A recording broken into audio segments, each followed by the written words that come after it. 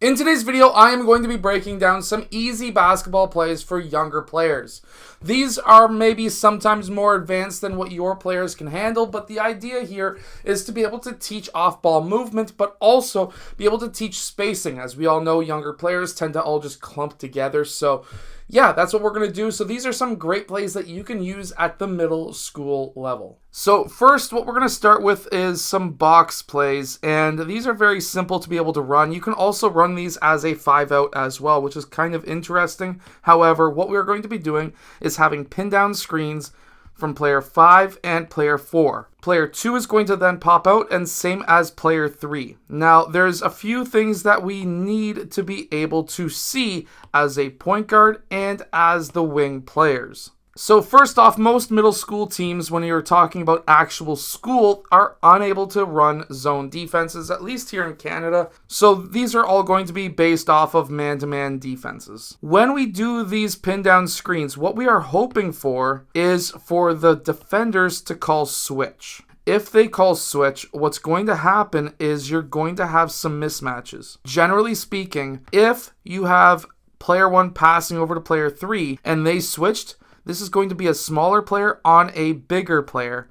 And then in the low post on this side, you're going to have a bigger player on a smaller player. If the pass goes to this side, player 4 needs to clear out. And either player 5 is going to be looking for that pass, or player 3 is going to be attacking down the middle of the key. Now, there is a reason why you would want to attack down the middle of the key in this play. So, number 1, if player 5's defender pops off and plays help, player 5 can take a couple of steps out, and this could be a mid-range shot.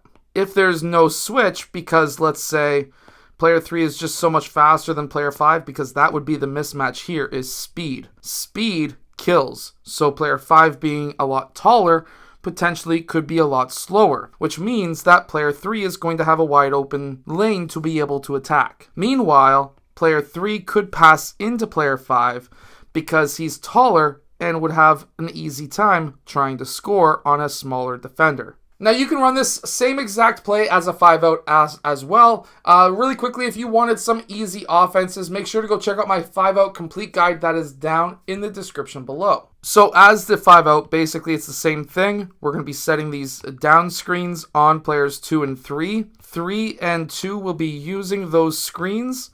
What, again, we are hoping for is there to be a mismatch on a switch. If there is a mismatch, let's say on this side, we could have a pass from player 1 straight into that low post. This could be an easy basket. The other option is to pass over to player 3, and then player 4 would clear, and then we could get that ball into player 5, or player 5 could clear and player 3 could drive. Or my favorite, because I like this, I like baseline screens or baseline side screens, is a screen here and player 3 attacks the baseline. Whether they switch or not, player 5 is going to then do a quick short roll towards the free throw line. The idea here is if they made a mistake and they double team 3, it's a quick pass to 5 for a layup. If player 5 seals his man off after that roll, this could be also an easy layup for player 5. This could collapse the defense. We can kick the ball out for some threes if you've got a middle school team that can shoot threes.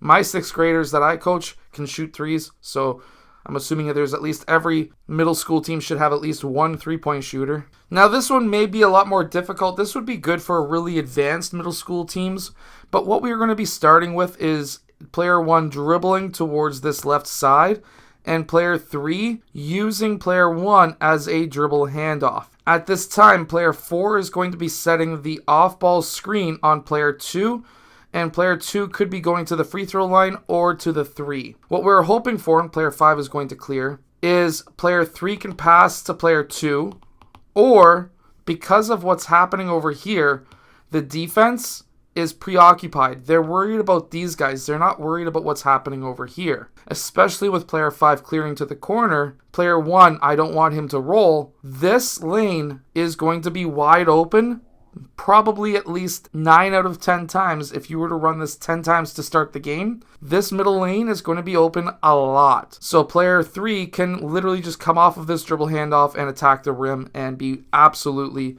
wide open, and it's actually crazy how wide open he will be. I hope that these plays help your team win more games. Make sure to go check out my complete guide to the 5-out offense that is down in the description below. I hope that you've enjoyed today's video. If you have, hit that like button and subscribe, and I'll see you guys again in my next video.